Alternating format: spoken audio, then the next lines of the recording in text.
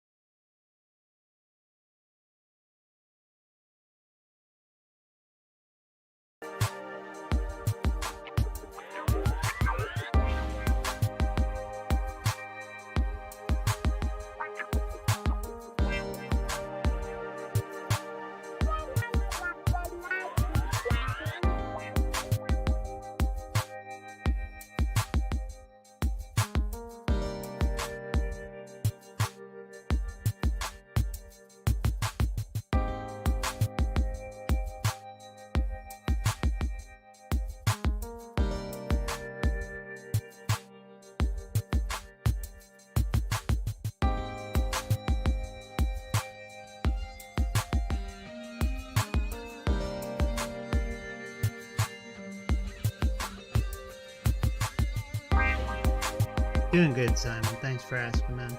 Great to see you, brother.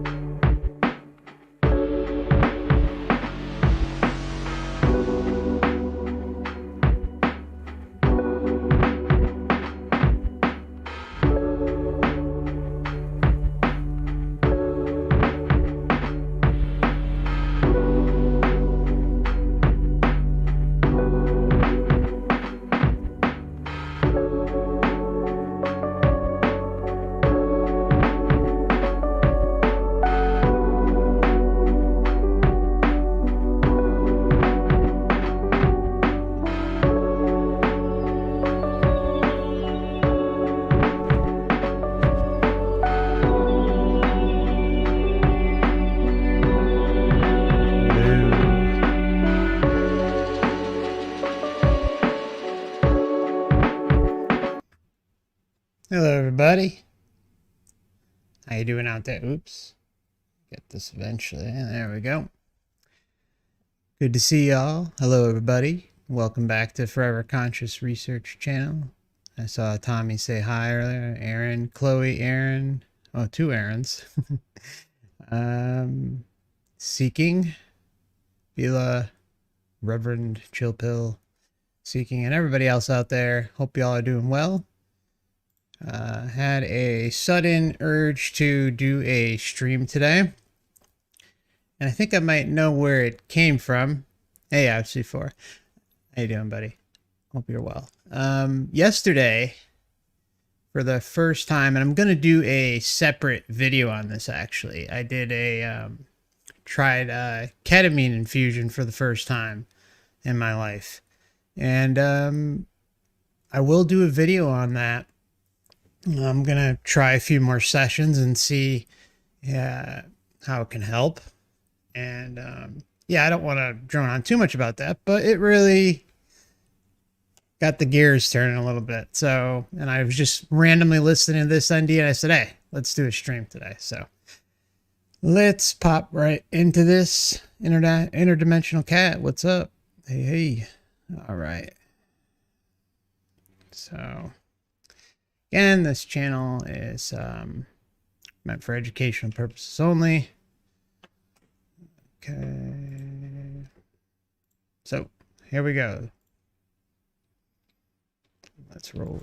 Hi, welcome to NDE TV. I'm Peggy Robinson. Today's guest is William Peters, and he has a best-selling book on shared death experiences. But he's also had a near-death experience, so we're anxious to hear everything he has to tell us. Hi, William.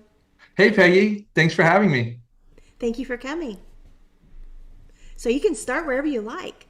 Oh, okay, great. Well, you brought it up right away that my research is, and the publications are in the shared death experience, but I got started in this field rather reluctantly, kind of forced into it through my NDEs. There's two of them, but maybe I'll just start with the first one. I mean, I was living a fairly normal middle class, upper middle class life in the Bay Area of San Francisco. And I went up skiing one weekend in between Christmas and New Year's. And I was at 17 years old, so a pretty typical, active, energetic, very athletic young man. And I was skiing down the mountain, and I caught an edge at relatively high speed. And as I caught the edge, I mean, I still have this image emblazoned in my mind. I could see the front of my skis crossing. I could see the back of my skis crossing, and that's kind of a strange thing to have happen. So I saw the back of my skis starting to cross, and I mid-course corrected, as they say. So I tried to adjust, and then by doing that, I crossed up the front of my skis, and that's the worst you can do. That creates the catapult. I've actually experienced that before. It's crazy, and it hurts like hell depending on how you land. Usually, you're gonna bust your ass forward. And so I launched into the air, and while it was exhilarating, I also had this sense that this isn't going to end well. And so when I hit the ground, my skis, unfortunately, bindings did not release, and my back crunched. I heard the crunch in my back, and everything went dark. In that darkness, it was like, I don't know, maybe your listeners will remember the MASH television show. When that mobile medical unit would get basically bombed, the electricity would all go out. It would go zzz, and everything would turn dark. And that's what it. Oh, is my voice too high? Okay. All right. Thanks for the heads up. Felt like in my body. That was the analogy. Was like, oh my gosh, all the light, all of the energy. I didn't even know there was light in my body, but it just went away. And I was just sitting there in this darkness, no pain, no feeling, but I had this observing sense of self. Like I was watching this. So the sense of an observer watching my experience was right there. The next thing I realized was that the lights were starting to come back in, and I could see my body down below on the ski slope. I was above it, but I was moving away rapidly. So I saw my body, then the ski area, then Lake Tahoe. This was in Squaw Valley ski area. Then I saw the San Francisco Bay Area, and then the beautiful Colorado snow-covered Rockies that time of year. And soon a satellite view of continental North America. And as I was moving away from planet Earth, I realized, oh, wait a minute, there's a review of my life going on. Okay, so as he moves away, there's a review of his life going on. Here we go. Typical stuff. And I was seeing in intricate detail movie snippets, video snippets of my life. Isn't that amazing how that works on the other side? I find it fascinating. Fascinating. And I was just enamored. I was like, oh, wow, everything right here. Even scenes I did not remember. They showed me a lot of things. I say they. I don't know if that's who that they is. I think it's kind of this. That's a whole nother question about the they. But the movie was revealing actions that most of what I remembered, but then it also revealed the karmic impact. Like a little example, I'm like 6 years old and I'm in a big wheel bike in my neighborhood. Okay, he's 6 years old. Those, riding around, and I deliberately crash into my neighbor. I was just angry or upset or something, 6 or 7 years old, whatever. And I really knock him off his bike, and he starts crying. And he runs inside his house, and he tells his mom, and his mom gets all upset, and she goes and yells at the husband. And the husband then gets upset about something else. And I'm just like, wow, there's the trickle effect, the Like ripple you hadn't effect of seen karma. that. You just knew you crashed into him, I assume. That's right. That's all I remember was like, oh yeah, I do remember that. It's weird. I can first I'm like, oh wow, I remember that. That was boy, that's kind of a weird detail to remember. And then I'm realizing later, remembering is not what's going on here. It feels like remembering, but I'm actually being shown my life. It feels like I'm remembering, but I'm being shown my life. Obviously, a lot of people aren't saying, I don't remember this, I don't remember that. A lot of people do remember, although there are times with, I've noticed with the more negative things that maybe people wouldn't necessarily think about. Like, oh, I didn't really remember that. I didn't think how that could impact someone's life. Actually, I'm sorry, it's reverse. It's reverse. A positive thing, like, oh, you gave someone a tissue who was crying, or something really, really small, meaningful, nice stuff. But, stuff like that, like, it seems like the system almost, my opinion, it almost seems like the system kind of trolls the person. It's like they pick the most minute, smallest thing that you would think wouldn't be like some of the biggest things they've done, that the system is pointing out, saying, oh, look at you, look at this amazing, glorious moment where you handed the tissue over. And it just, but all these other, I'm sure there are plenty of other things that were way more meaningful and good that a person could do. So I don't know, it's just weird how that pops up. And then the implications of my actions and behaviors. And I had a lot of those. I had a lot of those teachings about, kind of mean behavior, not kind behavior. And there were a lot of good things too that happened, but for whatever reason, mine was a lot about realizing I could have been a lot kinder person. So then we've all heard enough of these to understand now that we are to conclude we are being closely, not just watched, but monitored. Yeah, see, this is exactly what I'm saying. Just hear what she says. I've heard enough of these to understand now that we are to conclude we are being closely, not just watched, but monitored. Closely watched, but monitored. That's what I say. It's creepy. It's creepy. That's what the life review shows. It shows that every single second of every single day is being recorded and analyzed and put through this creepy system that thinks it has a right to judge us. And look at what it's provided. A nightmare realm. And like it's all getting, lined up, like ducks in a row for, these experiences. Yeah. Yeah, I know. It's, Oh, I'm sorry. Before we continue, I want to give a shout out to Peggy at, I think it's Peggy at NDE TV. She puts out a lot of great interviews. She's the source of this interview. Feel free to check her out for your own research. Definitely head on over there. I think we're all accountable here, and I think the wisdom tradition. There's no judgment. I'm like, you're not listening.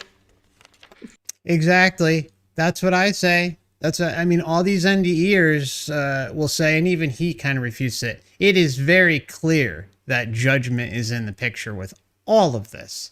Judgment, sinning, karma, you however you want to frame it up, the system is doing that. And no matter how many NDEers say that it's not happening, it is. And then they try to like beat around it like, oh, it's like you're judging yourself and blah, blah, blah. Yet they're being inundated with this love bomb, this euphoria constantly by the light. And they think it's God and all this. I mean, it's just like they're softening the blow of them eventually going to wipe your memory and put you through the freaking meat grinder again, back down here. I think we're all accountable here, and I think the wisdom tradition. There's no judgment.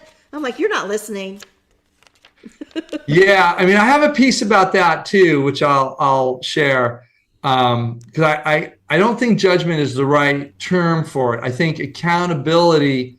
But what's Yeah. interesting is that the accountability does not come in any punitive form. It's just like a loving look at Right, yourself, right. But it's and there. and It's and then a definitely there. desire, Pardon me?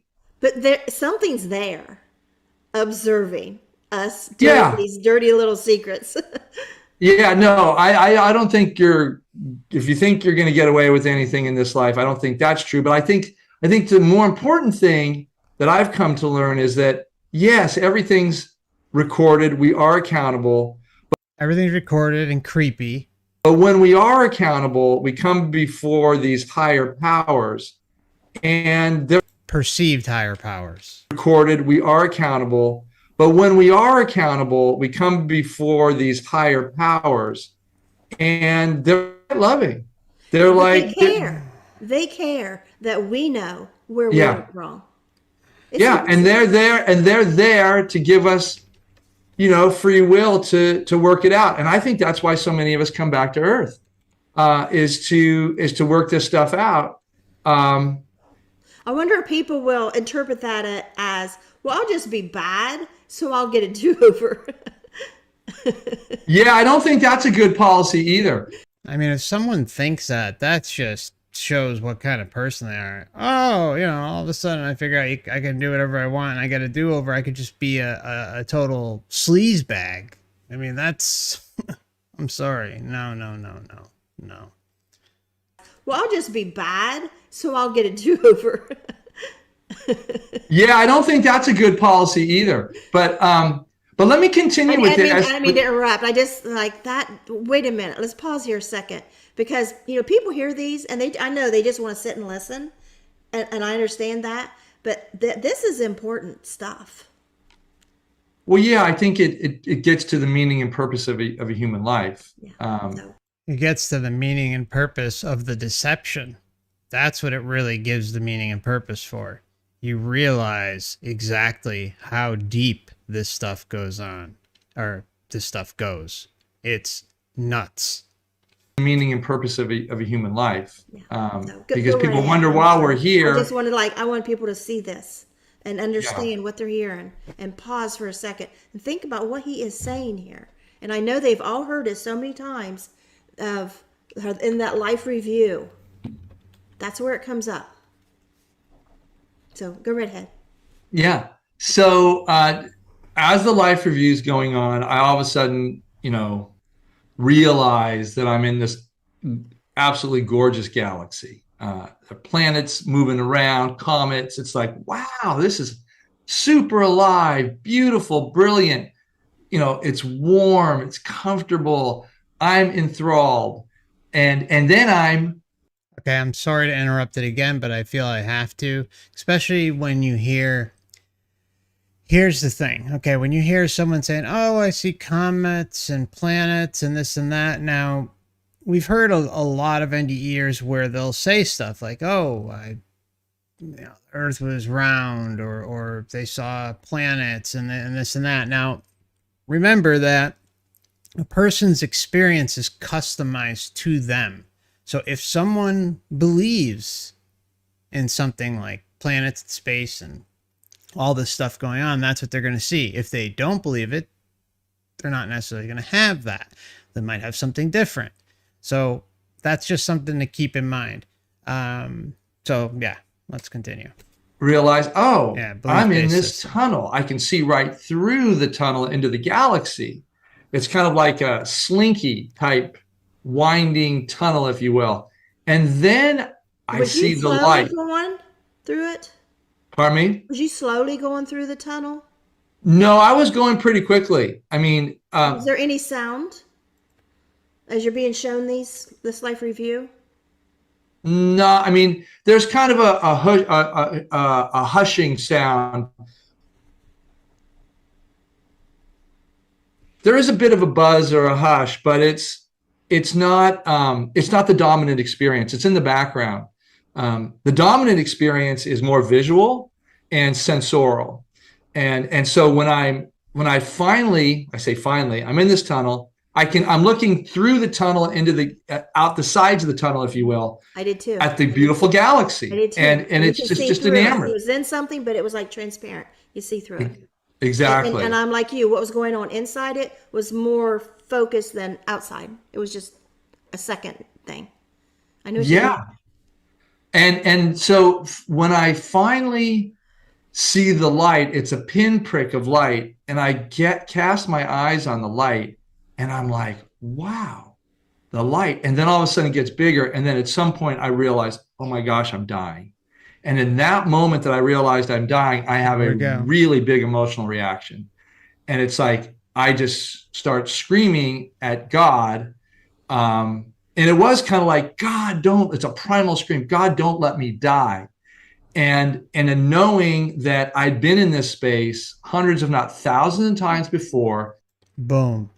Boom. It was a primal scream. He's mad at, quote, God, because he knows he's been in this position hundreds, if not thousands of times before, and he didn't want to do it all over.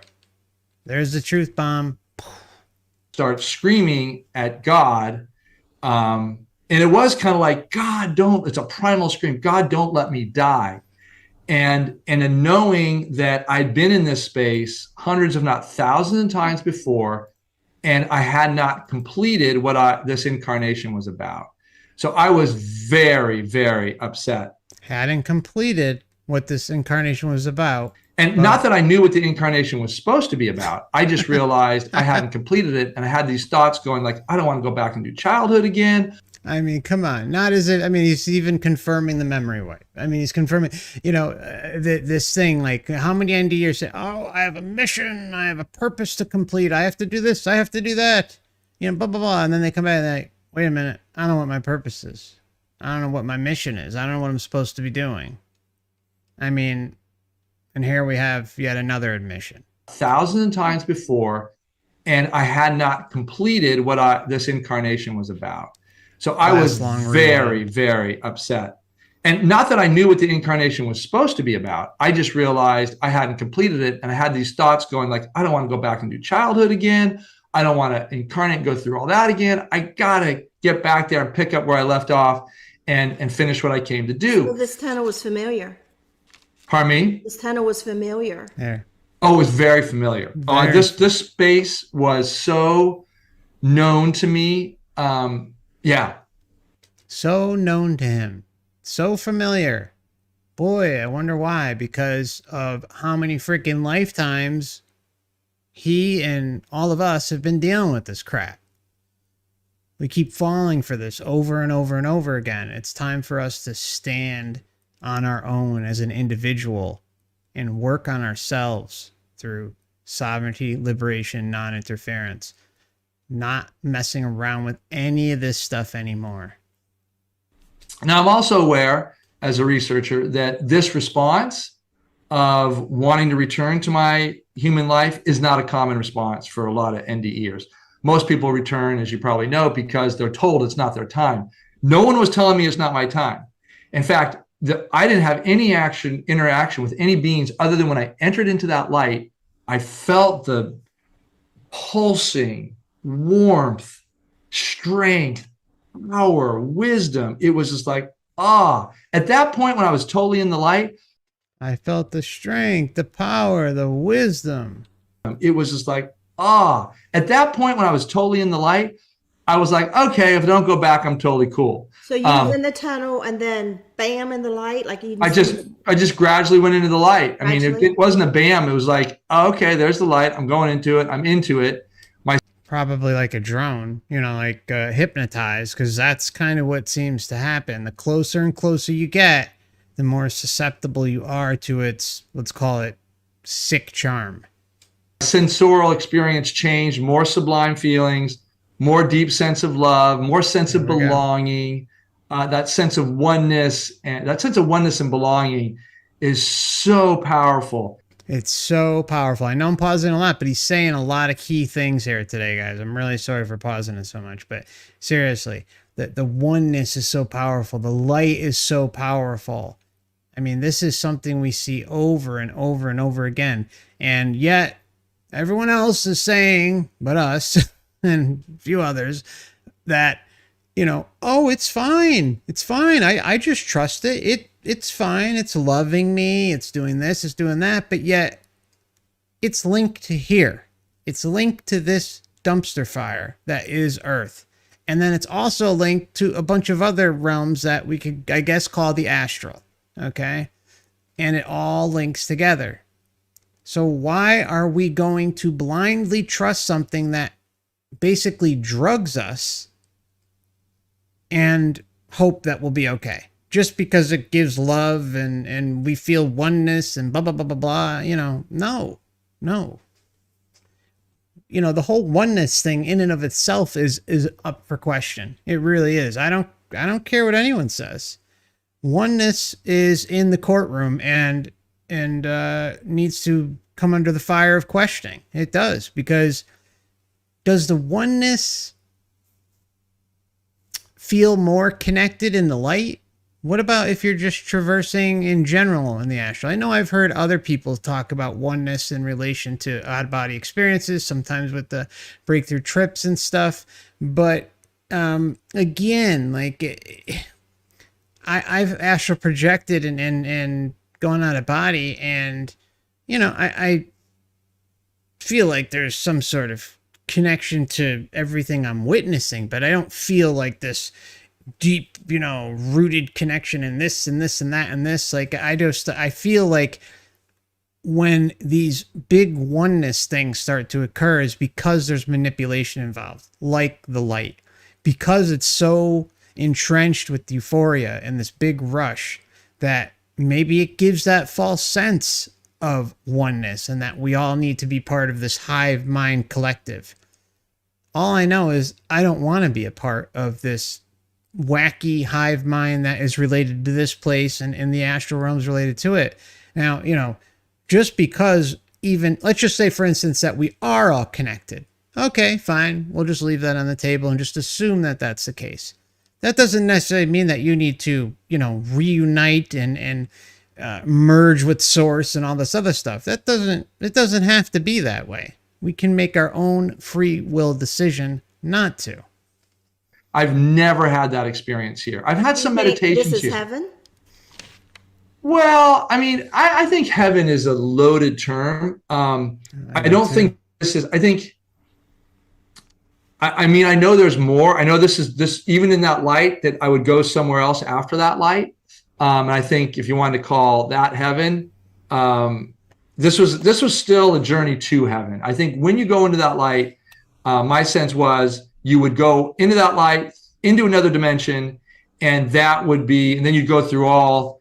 So you had since maybe a holding place or something, like there would be more if you continue. Yeah. This way. Yeah. And then, my whole thing, is that as I've done my own regressions and worked with these other spiritual experiences, that you go through that light and then, you meet your guides, you have a purification.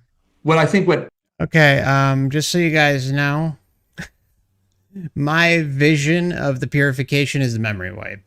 The purification, of course, is the life review, but the purification really is the mind wipe. I mean, that's what we're dealing with. What Catholics, I grew up Catholic, what Catholics call a limbo and or purgatory, two different states. I think those are actually there for some of us. They're not often recorded in the NDE in a certain way. Eben Alexander kind of had what. They're not recorded because, well, they are recorded, but they're not really put to the forefront. Let's just say that.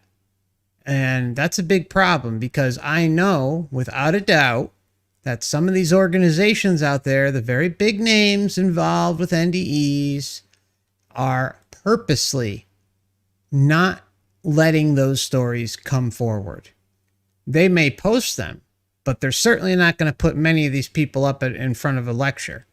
They're not going to take their video testimony at the local meeting every month or at the big conferences every year and publish those. Very, very rarely. Alexander's an example of one. Of course, Howard Storm is another. I mean, there's a few out there. Don't get me wrong. It's not like they don't exist, but Alexander's case, there's a reason why that NDE hasn't really been covered here. And I'll also say, with this NDE, you got to use mega discernment, because you're going to hear some things that are could be a problem. What I've talked about him with this, about his earthworm eye view is kind of purgatory. Yeah. Before he got it figured out. When he was in like the mud. Yeah, the muck. Yeah, that's very purgatory. Yeah. And I didn't have that. I mean, I might when I die, but I didn't have that then. But I had a sense that I knew what was beyond that light. The light was just a beautiful, welcoming. Although I also realized that even though it felt like I had a choice, maybe I did. I mean, because I was pleading with God, and then all of a sudden, I felt the loving presence and embrace of the light, which I called God, and I was, very, very happy and content. So he's labeling it God. He thinks, like all the other people, that the light is God. But then I felt the pushback on my body, and I started moving away from the light, heading back in the direction of planet Earth. And I realized, I'm going back. And I said, there was no words said or anything. Let me get there. I said, thank you. I said, thank you. And then right after that, thank you, there was a long pause. And then I heard telepathically, make something of your life. It was like my wish was granted.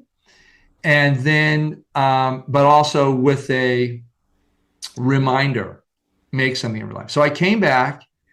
It was a long way back. I mean, I didn't know how I was going to get back. And I realized, whoa, all of a sudden I realized, oh, wait a minute. I'm on this kind of energetic line that's pulling me, and I could just relax, and it was taking me right back. But here again, everything's in reverse. I'm seeing a beautiful solar system. I think I even saw more of my life review, but not in as much forceful. It was less important to me this time, the next time around. So I was more focused on how I was going to get back to Earth. I did see planet Earth in the distance. I thought, wow, how am I going to get to like North America, let alone, Squaw Valley and the ski slope? Well, I realized, there's some divine intelligence here that's guiding all this. And so eventually I see the ski slope, and I'm like, okay. And I land back in my body, boom. But I have no feeling. The light comes on bright. I have no feeling. And I say, God, don't let me be paralyzed. And I felt feeling come across my body. And I said, thank you, God. Okay, so just to sum up. Okay, so he says, I think, basically he was asking to go back the whole time. So he kind of just automatically gave himself up to this, and boom, was sent back, after whatever the process was. And he's like, I just don't want to be paralyzed. Okay, good. I wouldn't want to be paralyzed and come back either. I don't know if you're going to get much done that way. You're just going to be miserable. And then my buddy who I was skiing with, John, slides up next to me and sprays me with snow and says, dude, that was a wipeout. So all this happened in a matter of, 15 seconds to a minute or so. Dude, that was a wipeout. Yeah. And so I didn't know at the time that I'd had a severe injury. But I did actually, as a 17-year-old would do, with the adrenaline coursing in my body, I skied down, which was not a good thing to do. And I found out that I fractured two vertebrae in my sacral joint. And my orthopedic surgeon, who was a neighbor, told me that he had me come over to his house after I did the X-ray that day, and he said, "Come on over.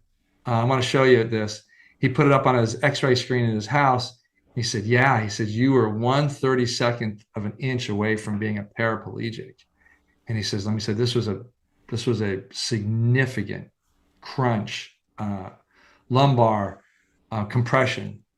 So I was like, "Whoa, okay." He said, "Well, you're gonna be in pain for a while. We're gonna put you in a corset. Don't let anyone do surgery on you, and well, hopefully you'll heal. The data says that you could have a pretty significant healing. And I said, okay, whatever. So there I was. I went about my life. I did not think about that near-death experience for at least into my mid-20s. So I was 17. So I don't exactly know what happened, but I do remember being at my parents' home and channel surfing one night. This could have been, my late college years. So it could have been like 4 or 5 years later.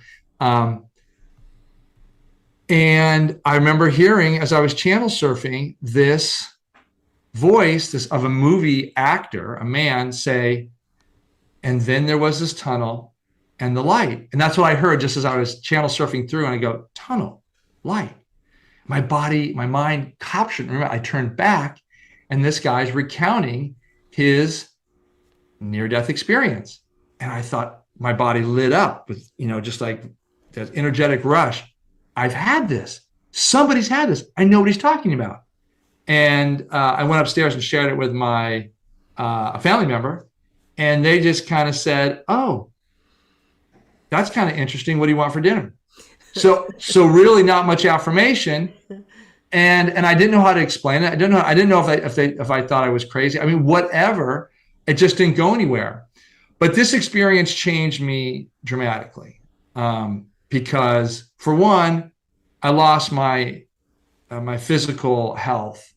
I was never able to really run again. I was an athlete, quite skilled athlete, so I lost that identity.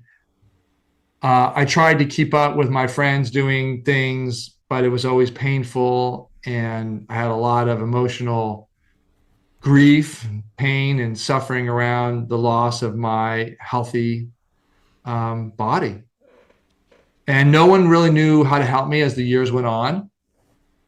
And but I made some rather significant decisions. I think I'll share an experience I had when I was in Europe one summer. I was traveling, as we did during those days, in between junior and senior year. And I had a backpack that was a special backpack that rested on my hips, not on my shoulders, and I could do that okay. It was painful, but I could do it. But I remember being in being in Greece, and we wanted to get up to Hungary, Budapest. But in those days, that was Yugoslavia that you had to travel through. And I was interested in seeing this beautiful town we'd heard about, but no information on, Dubrovnik in Yugoslavia on the Adriatic Sea. But there was no map. There was nothing. Our guidebook, which was Let's Go Europe, did not have anything behind the Iron Curtain listed. So we took an overnight bus ride from Athens, heading north. And we just knew that it was heading north and it was going to go by Dubrovnik at some point. That's all we knew. There was no other information. We barely spoke the language. We were, 21, 22 years old. So what the hell? And as I woke up in the morning after the long bus ride, I pulled the sash, and what I saw out of the bus window was a plaza filled with Muslim women with burqas on, and all I could see was their eyes. That's all I could see. And one woman, they all had their hands outstretched, begging. They were begging for food, for money. A lot of them had babies either in front or in their back. Okay, so remember, just because, some of us may have, the modern day comforts, you always have to remember that there are tons of other people that suffer and have to go through absolute hell day by day. And many of us in the chat have, many of us still live month to month and everything. So, and it's difficult to get by, but there's always someone out there who has it worse. But it's really not a competition, because everything is about suffering here. No matter how well off or how horrible things are, everyone is suffering in their own right, which is goes to the bigger picture about what's going on here. Again, I'm not, saying any more or any less about anyone. I'm just saying that it has to be considered about the bigger picture about just how widespread this issue is and how overlooked it is. It's just, it's all this crazy suffering and all right, well, it's okay. It's all part of it. It's the way it's supposed to be. No, it's not the way it's supposed to be. Yeah, exactly. Super Unknown says Earth equals the Suffer Dome. Exactly. Hey, Joyce. These, the way they carried them close to their body with their beautiful tapestries wrapped around them, baby carriers. And I was just arrested. My heart was just broken open because I looked at one woman's eyes and she was just had the most vulnerable, desperate pleading for help, food, whatever. I was so touched by that. And, I've spent many years working out why that was so meaningful to me. And I think that it's because their vulnerability and desperation was so raw and it connected with mine, but mine was so hidden behind a young man who was trying to hide pain rather than, own it and be with it. So in that moment, I made the most kind of spiritual, I might say, commitment to myself. I said, I don't know what I'm experiencing, but all I know is my heart is opening and I need to be with people like this. I need to be with people in my own mind who were disenfranchised, who were under-resourced, who were poor in our kind of, lexicon of that day. And I made a commitment to be with those people. And as such, after I graduated from college, which was just a year later, I went to work in Central and South America, first to Belize, then to Guatemala. Here it comes. And then to Peru as part of the Jesuit International Volunteer Corps, the liberal arm of the Catholic Church. No, God! No, God, please, no! No! No! No! No! And no, God! No! Sorry. I didn't mean to do it twice. I had my eyes opened over and over again as I taught, first as a teacher in the local high school there, also worked with refugees at different times, both Guatemala and Peru were in civil wars, so things were tense, people were scared, and there was a lot of violence, people displaced, hunger, suffering, disease. And I was there for 3 or 4 years in different places. And I was in pain the whole time with my back. I eventually came back because I was in that much pain. But I sincerely had found a meaning and purpose that was so inspiring to me. I felt like I was really using my life well at that time. Okay, so as an NDE, ends up involved with the Jesuits. Who knows exactly what was going on there, but it definitely smells of a setup job by the system, life script alteration. So I came back from Peru, and I studied systematic theology and philosophy in Graduate Theological Union at Berkeley, really to figure out the profound experiences I've had. Took a course on mysticism and thought that was really related to my NDE experience, although no one really gave any validation to the NDE. But it just made sense to me that these mystics had similar experiences. They felt the light, they felt their heart open, and so similar.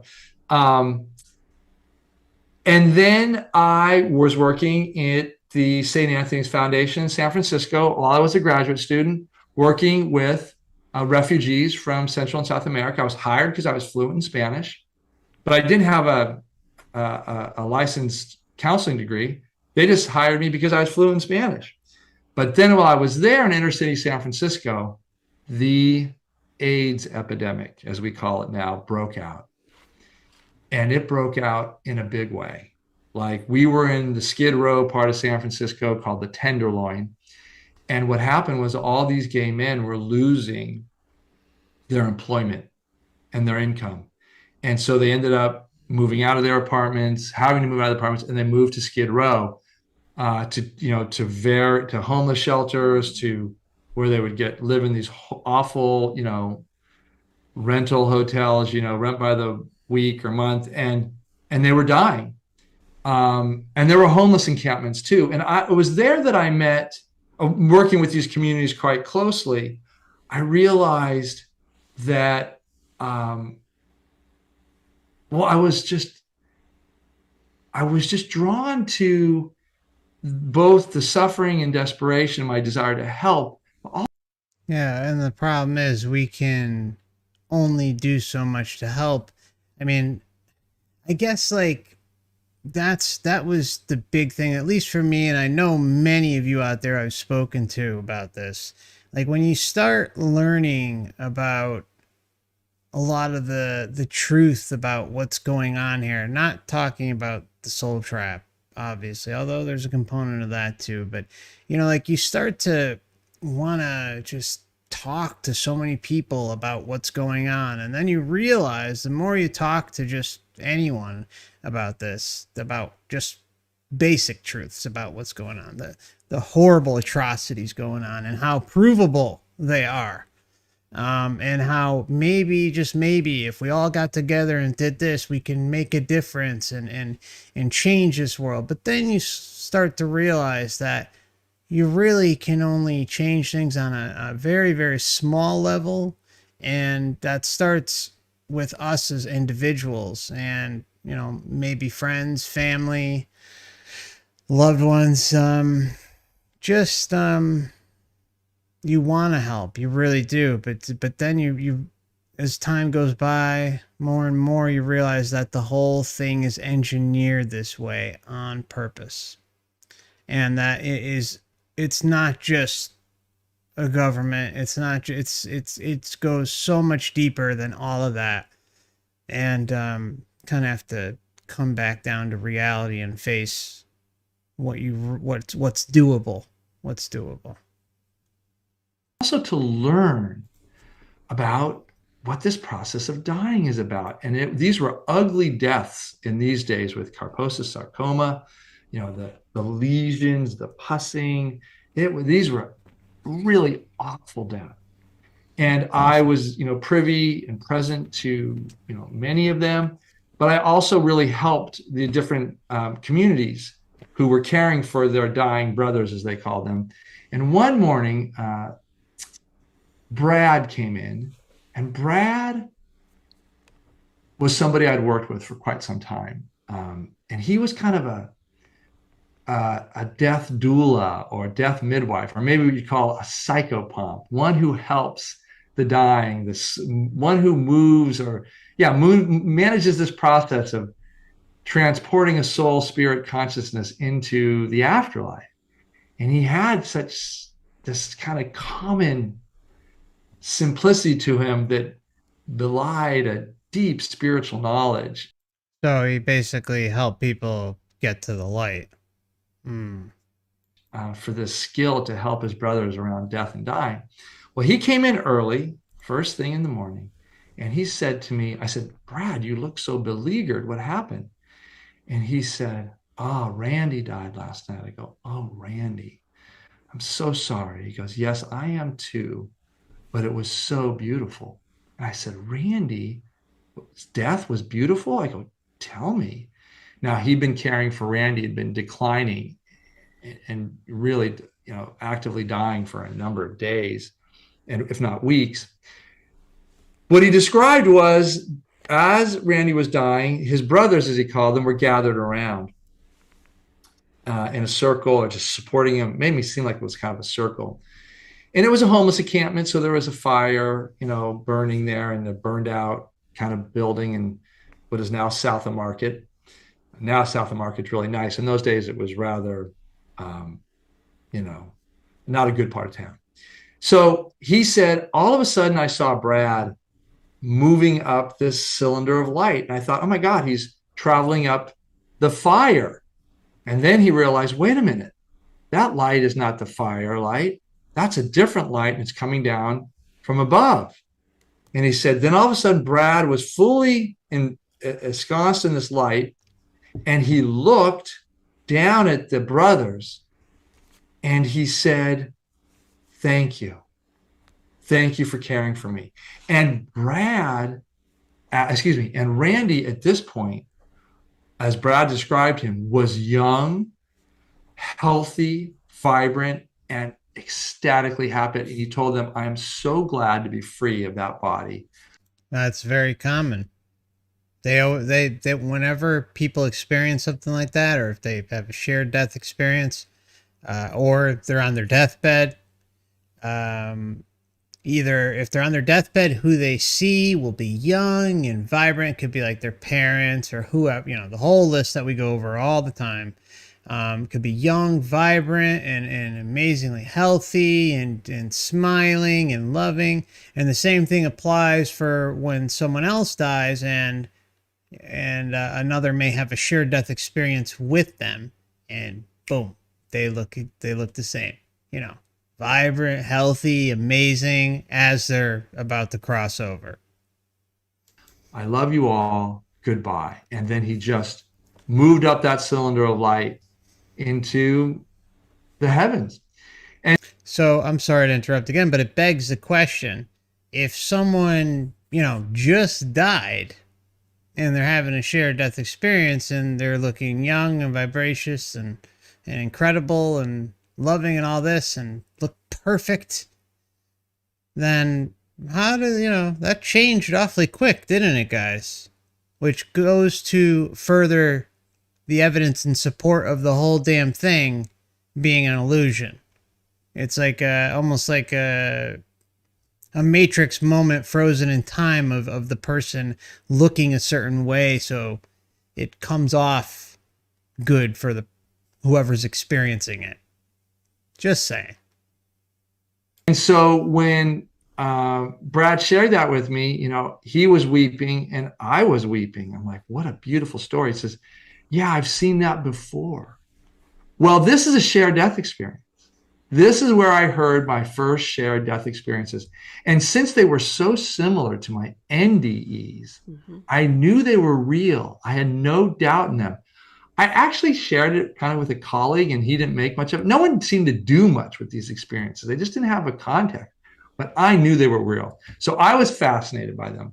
Well, a few years later, I'm now teaching school in Oakland for Teach for America in a very poor part of Oakland called, it was the Elmhurst District, or also known as the Kill Zone. High rates of violence and fatalities. Oh, the Kill Zone. That sounds like Love and Light, doesn't it, guys? Sorry, I couldn't help myself. There.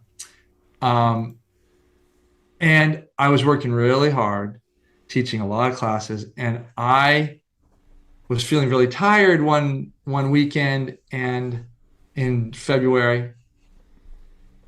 And I went to the emergency room because I started seeing some dots on my hand.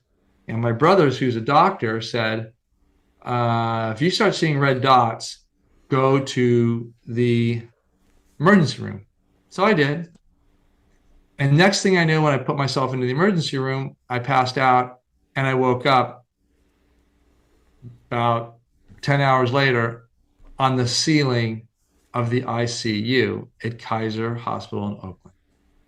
And I'm very much at peace, very content. I am an observing self without any attachment to a body. I'm just there.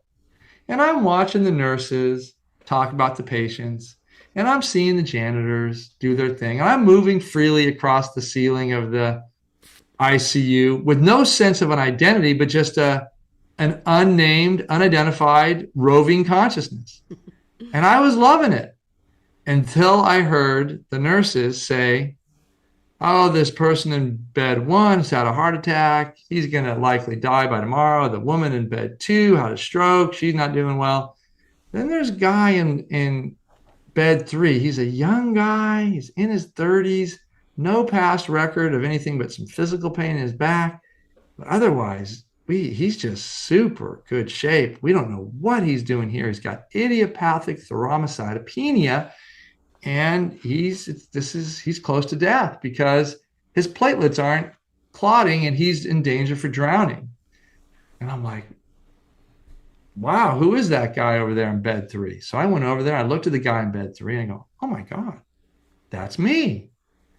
I remembered my life, and so later the doctor would, and then I just went about my business after that. I didn't keep my attention for very much longer, but then the doctor came in and doctor tapped on me.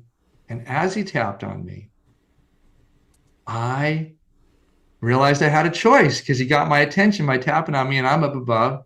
And I'm thinking, am I going to go back into this body? I thought, well, I don't even know how I would go back into that body. So he's being distracted. Hey, knock, knock. It's almost like when people are having an NDE and they, get like the welcome wagon of options. Like, oh, well, what about your mother? What about your father? What about your daughter? What about your son? On and on. Grandma, grandpa, until they go down the list and eventually, one of them sticks out and boom, they're back here. This time it's a little different, but interesting nonetheless. And so I just decided as he's asking me questions, to go, Mr. Peters, I decide to go back into the body. I decided just to answer him. I didn't decide to go back into my body. I just said, well, what happens if I just kind of try to answer him? And as I did say, yes, like that, it was kind of a drawn out yes. I felt myself enter into my body and start filling it out energetically. So those times at the end of your NDE, you were wondering how to get back. What's that? Both of your NDEs, before you went back, you were trying to figure out how to get back. Yeah, I wasn't so interested in getting back the next time. The second time, I just was going to answer his question and see what happened. And as I answered the question, I filled back in my body. I incarnated again. And I answered a few of his questions, and that was it. And I think I might have popped out of my body again after that, because I have a recollection of a pretty long time in which I was hovering above my body. So I could have been going back and forth. I don't know. That was it. That's all I remember. And then, So it really wasn't too much of an in-depth one, more like more along the lines of an OBE, but with some NDE properties, but minimal compared obviously to the first one. And then I spent the next couple of days in the ICU recovering, and then I was in the general hospital for a couple of days, and then they released me, and I didn't think about that experience at all either. I shared it with maybe some friends, but no one knew anything about it. So it wasn't until there were a couple experiences in my family where my grandmother was dying and she was having what we call pre-death visions and visitations. She was talking to, some deceased friends and relatives like this. I got really fascinated in what happens around death and dying. Okay, so here comes the shared death experience. And I decided to take a job at Zen Hospice Project in San Francisco, very progressive hospice. And as I'm working there, as a volunteer actually, so my only job is to sit at the bedside of people who are dying.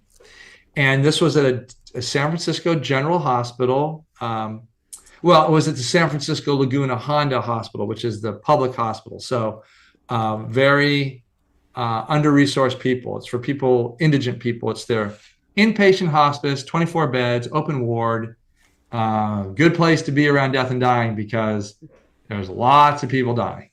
So I was sitting there with Ron one afternoon, as I had done many afternoons during the previous weeks as he was dying. And I was reading him a story. And we know in hospice that hearing is the last sense door to close. So I was reading to him. And as I'm reading, I pop out of my body. And I am above my body and his body. And we're together. I'm looking down at my body. I haven't even stopped reading. I'm reading. I can see that I'm reading. I think I'm reading. See the top of my head. And Ron, who's unresponsive, important to note, Ron is unresponsive. He has not been responsive for days, if not a week or so. And then I look over to my right, and there's Ron. Ron is suspended next to me. I can see his big face, his big wide eyes shining. His teeth are beautiful. He's smiling. And he's communicating with me telepathically as if to say something like, hey, check this out. This is where I've been hanging out. So that was just an amazing experience. But I was very comfortable being there because I'd had a previous NDE that I just shared about being in the hospital, hovering above my body. And I was like, wait a minute. I know this space, this out-of-body space. I didn't even have the term out of body. Now I know it's a term out of body, but I was like, I know what this is like to be above your body. And so I was there for a while, and then I came back and I shared it with my trusted supervisor, Eric, who I loved. He was a great guy. And I told Eric, hey, I was with Ron. And I got to tell you this, it sounds kind of weird, but I feel like I popped out of my body and I was with Ron together. We were both above our bodies. I was looking down at my body and his body. And Eric looks over at me and says, hey, halfway between heaven and earth, a lot of things can happen here. Phenomena rolling by, let it go. Mary needs you in bed 3. I'm like, whoa, okay, but this is real. I mean, it was a very Buddhist, we're all Buddhists, we're trained. Our practice is to let go of phenomena. But I was like, wait a minute, this is a whole nother deal. So I learned not only was there not a name or label for this experience, but no one was that interested in it, and seemingly so. Yeah. Well, it wasn't for another 10 years, no, 8 years, that I waited, and I finally went to a conference with Raymond Moody. He was presenting. I thought Raymond was going to talk about the NDE. But as he starts out, he says, well, tonight I'm going to talk about another experience that's very similar to the NDE. And it's called the shared death experience, or SDE. Oh my God, this is interesting. Well, he starts describing these experiences. He says, an SDE is this experience where somebody dies and a caregiver, loved one, or healthcare provider expresses that they feel like they shared in the afterlife, shared in the journey to the afterlife with the person dying. And the phenomena are very similar to the NDE. And in fact, our research, Raymond and I's research, has actually borne that out, that the NDE and the SDE are identical in terms of possible phenomena. Well, it makes sense. We're looking at the same landscape, this spiritual, disembodied, non-incarnate landscape that exists for the soul, spirit, consciousness right after human death and into the initial stages of the afterlife. So I talked to Raymond, had a nice conversation with him there, and I said, I'm fascinated by this. I know all about this. I'm going to tell you something else. He says, I think I know how to make these experiences happen. And he says, well, if you do, he says, that's wonderful, because there's very little research on it. We don't know why they happen to some and not to others. So, I'm happy to support you in conducting that research.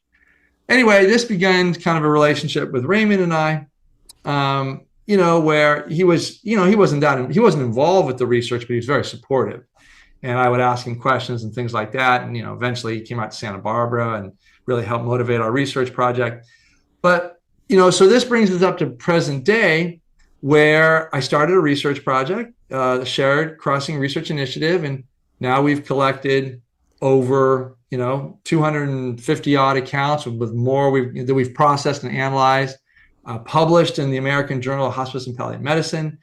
And this is really important because now these experiences are recognized by medical sciences as legitimate phenomena.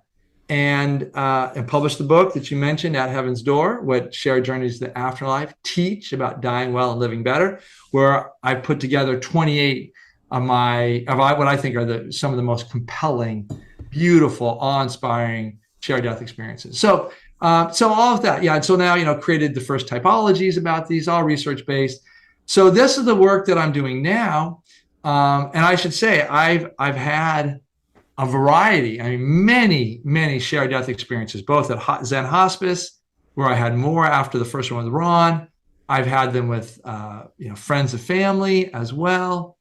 And I had one recently with my father that I actually feature in my book, that is really beautiful. That when at the moment of death, before he died, I should say, I saw my grandmother and my aunt, who I knew from my life, but I also encountered my grandfather, who had died before I was born. So it was, and other beings were there as well. And there was this, and other beings were there as well. Roll out the welcome wagon. Beautiful moment in that shared death experience. This happened, about 20 minutes before he died, actually. That I said, "Why aren't you taking him? He's ready." My father had Alzheimer's for the last 5 years of his life, and he was totally unconscious. This happened during COVID, only a couple of years ago.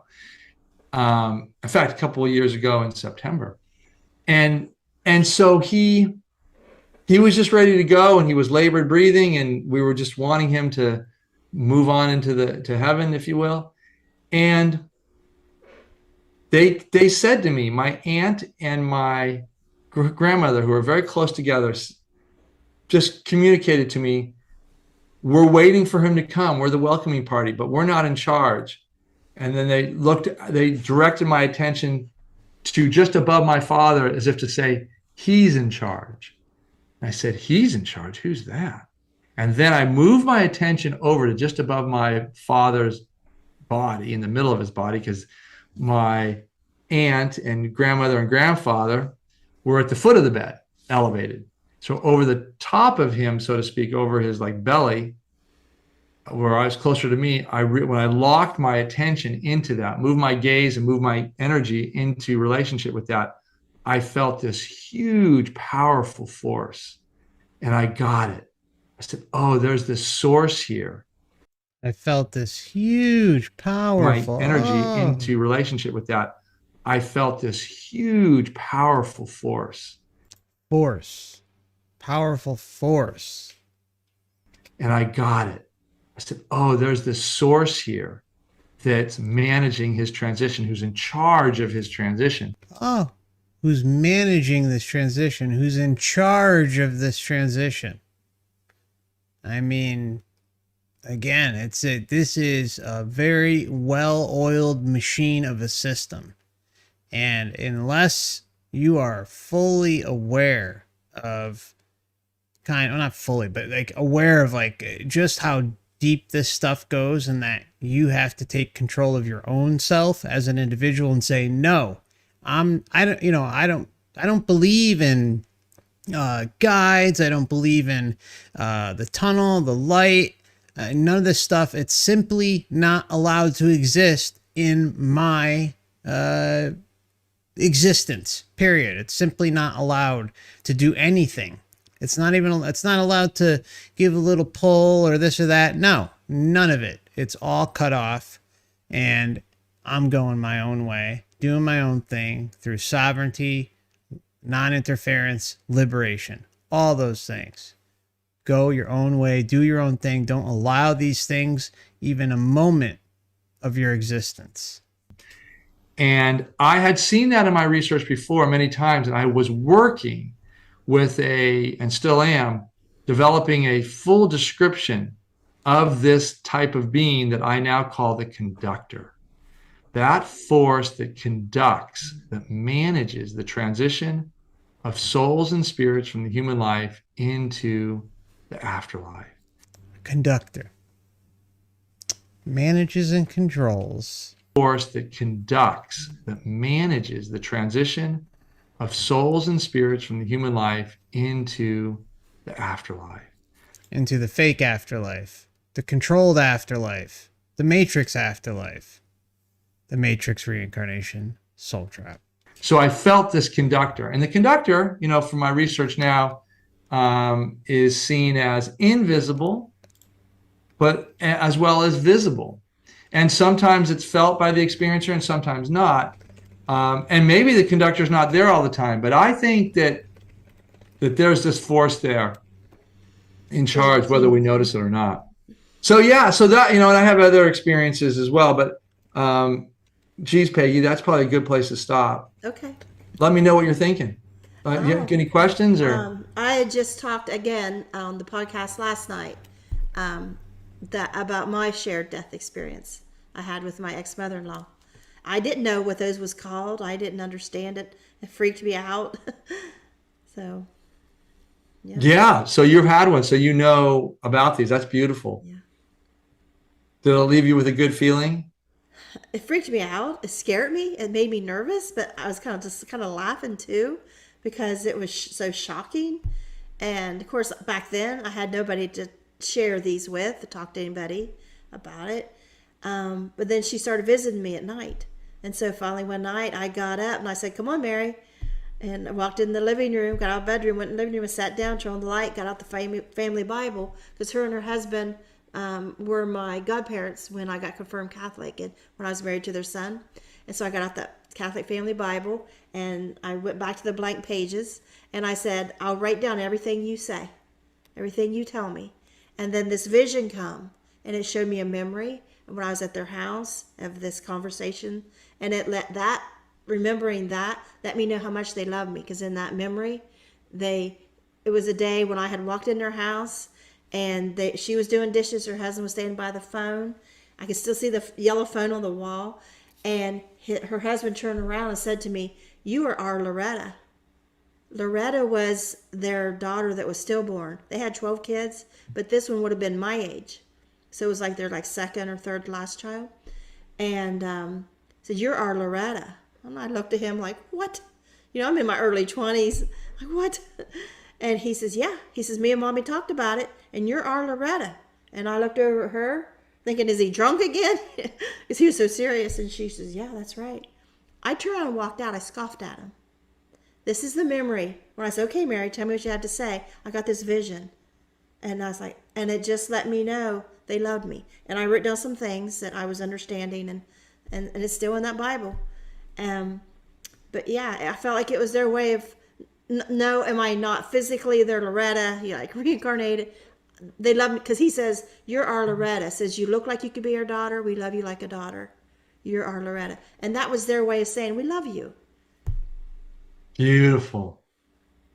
Yeah, I wouldn't be so focused and dedicated my professional career to the shared death experience, but for the healing benefits and positive after effects. I'm a psychotherapist. I specialize in end of life and grief and bereavement.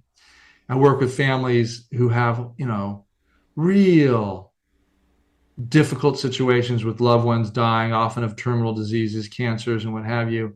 And then I work with them often right through death and dying into the grief and bereavement stage for the surviving loved ones. And when you have an SDE, you have this sense, this knowing, as we see in the research, knowing that your loved one is alive and well, knowing that you'll be reunited with them again. You cease to have fear or anxiety about an afterlife. And these things are all part of the attachments within the matrix. And we need to overcome these things. That's part of the whole hook, is by, oh, I want to be with this one. Oh, I want to be with that one. But the problem is, again, it rewinds back to us all being on an individual journey. And it's up to each of us and our family and anyone that we care about for them to figure out what's going on here for themselves. And they may not be ready this lifetime. They may not be ready next lifetime. It may take 50, 100, 1,000 lifetimes. We don't know. This system is so intricate and easy to get lost in. and it's set up in a perfect way that we continue to get all these freaking attachments, and they rely on us being connected to that so that we don't leave, so that we don't stand up for ourselves and go our own way as an individual. It's really incredible how sophisticated this whole thing is.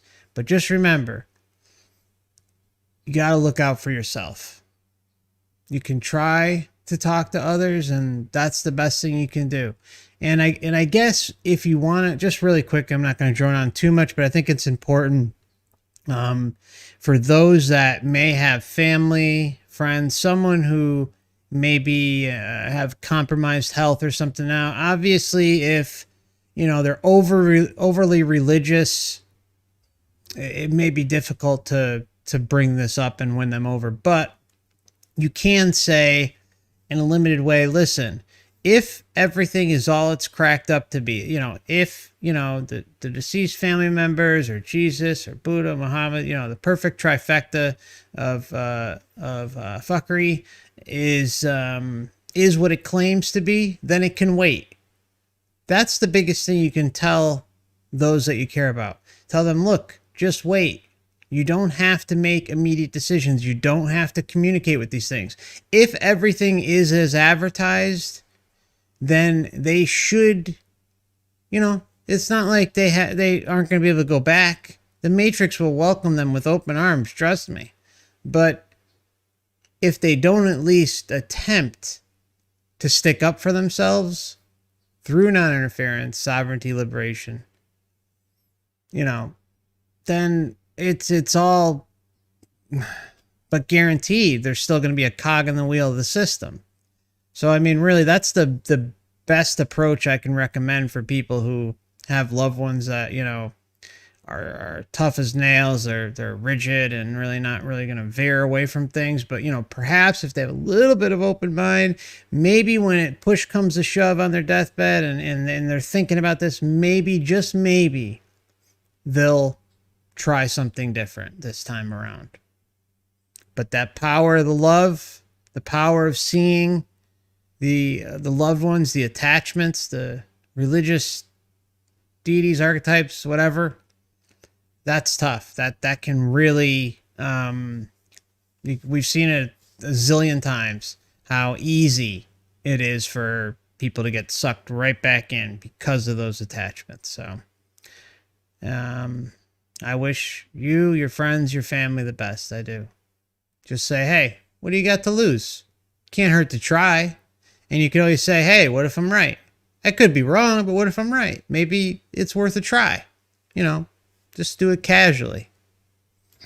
Your grief and bereavement process is you still, are heartbroken for the loss, but you have a larger context that allows you to hold the loss in that's, it sounds something like, I really miss you, but I know I'll see you again, and that's okay. And that people really feel like these experiences positively transform their life so that they do things that are more in integrity with who they really are. So that's what makes them so compelling. And so that's why I want to teach about them, is because of the positive after effects. Yeah. Yeah. Was there anything else you'd like to share that we didn't get to cover, or a lasting thought? Yeah, I mean, I just think, thank you to your audience and to you for having me on your show. And I can't think of anything else. Oh, I know one other thing. If your listeners are interested in how to have these experiences, I have, as I said, when I first met Raymond, what I said to Raymond is, not only do I know about these, I know how to have them. I know how to enable them for people.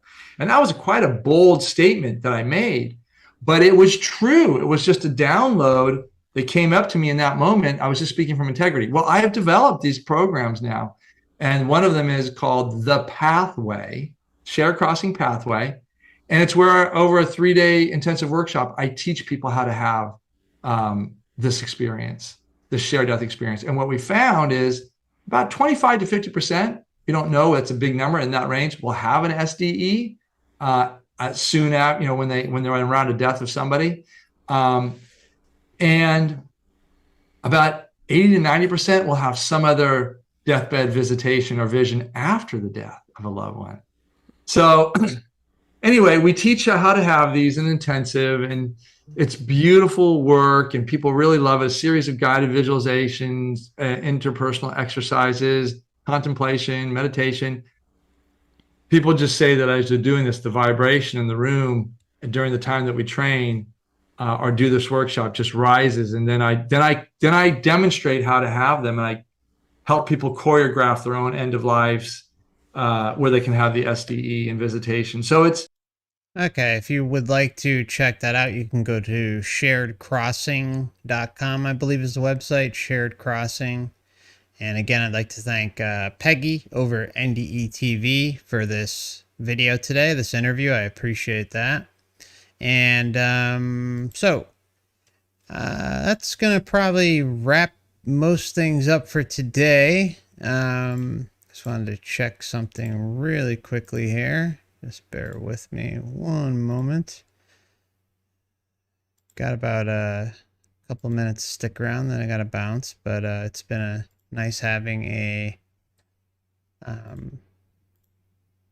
afternoon stream with you guys in the middle of the week. Usually don't get to stream in the middle of the week, but I was able to get one in. I also, like I mentioned earlier, I'd like to do more afternoon streams. We were doing afternoons a few months back for quite a while, but lately it's been nighttime, so trying to accommodate more time zones.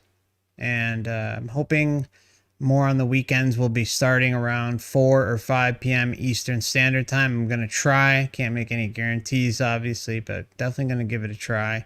I'd like to welcome Stipa to the Last Timers Club. She just joined today. Great to have you with us. And also Nav just joined. Dharma 3, hey, welcome as well. And Juan, welcome. Glad to have you. And Bros, and see you in the Discord, Bros. I sent your invite. Barbara Childs, welcome. Down the Wombat Hole, I love that name. Welcome. And Gabby AM, welcome to the Last Timers Club. And okay, so if there are not any questions, I'm going to wrap things up shortly. What was I going to say too? Let me just get this up here. Pop this chill music up for a few. Yeah, so like I had mentioned, I did a ketamine infusion yesterday for the first time, and I'm gonna do a video on that. I have a few more appointments scheduled for it, but I'll give you a little sneak preview of a really interesting moment. So everything was going great. I purposely picked out a let me just, the music seems a little high here. I purposely picked out a music playlist that would be chill and relaxed. I listened to Enigma and Fish. Who else? Yeah, I think it was just Enigma and Fish is mainly what I listened to. And it was awesome. But there was this one moment where I could tell some sort of, parasitic entity was coming in. And it was crazy because I just started to see it and feel the mood change. I grabbed it and launched it out of my existence. And boom, it was done. And it was also interesting to be able to see, again, how your intention is everything. How we can control this. I experienced it in that moment. I've experienced it in meditation before, astral projection. I mean, you can use your intention and your creator being abilities to manipulate the world around you. Especially once you get out of body. And so it's really good to continually have that reassured. And I just wanted to share that with you guys to let you know.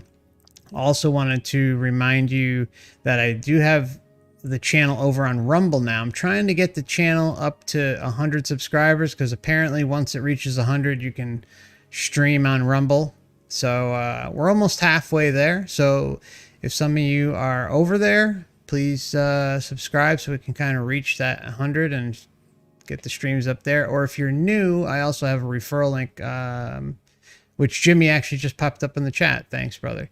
And while we're on the topic of Jimmy, I wanted to remind you guys about Jimmy's music channel. He's busting out some tunes, and here is his most recent song. Or actually, oh, oops, that's Discord. Hold on here. Just gonna put this up. I don't know why it did that. Okay, check out Jimmy's music.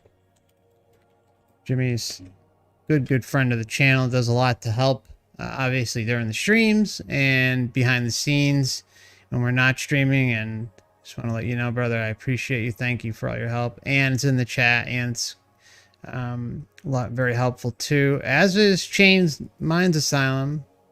Good to see you, my friend. Chained Minds Asylum helps a lot in the comment section. I appreciate you, brother. And I see Casey Kelly in the chat, Pure Water, hey, Bizwoofer, Sky Bentley, Super Unknown, DePuma, Pepper Amy, Sidefish, Tommy Rogers, Michael, hey brother, good to see you.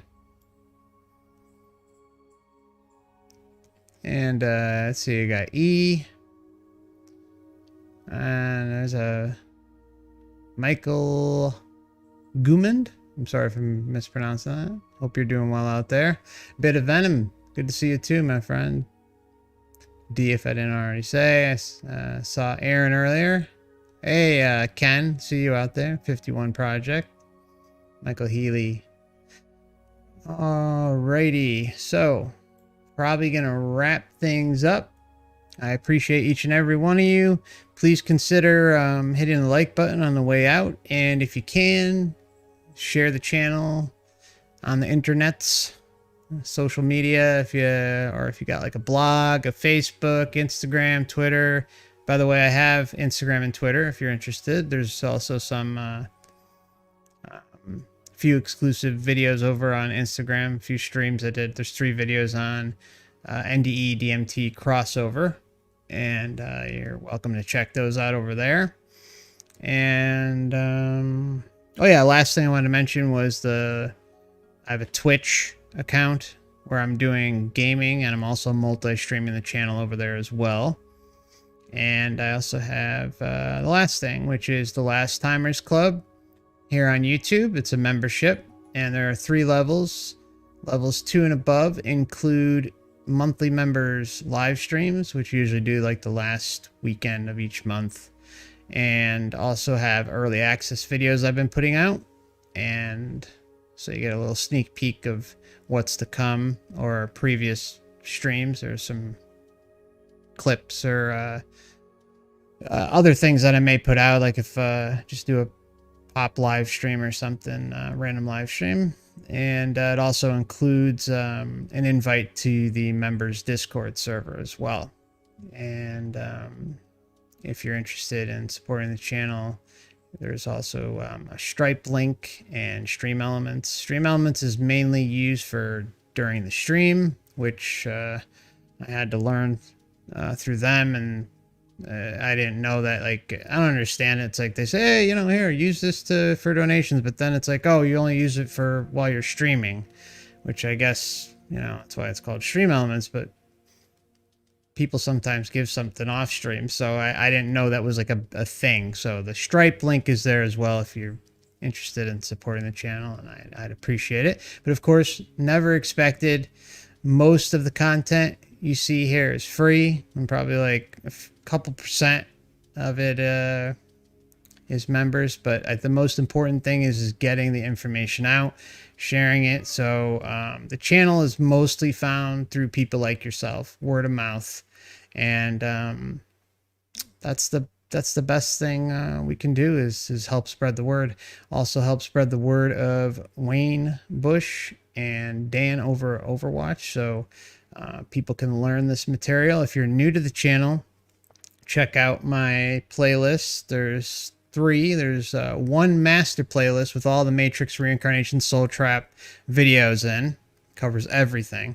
And then there's also 2 other playlists, the interviews with Wayne Bush, which is a very in-depth series, and highly recommend checking those out. And also the interviews with Dan, highly recommend checking out those if you're new or kind of on the fence about the whole Soul Trap thing. We go into mega detail about all this stuff. Yes, I do have a PO box. I will let me post that up here. You know what I'll do? I'll post it in the about section after the stream here. But yes, I do have one. Let me see. Yeah, I'll do it after the stream. Yeah, I just got one actually because a few people were asking about that. So if you ever want to send a piece of mail, say hello or something, feel free. I'll put that in the About tab. I'll try and get up there in the next hour. So if you just refresh the About tab. All right, my friends.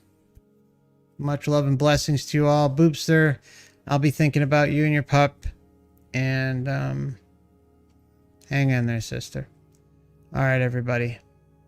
Simon, good seeing you today, brother. Take care of yourselves, everyone.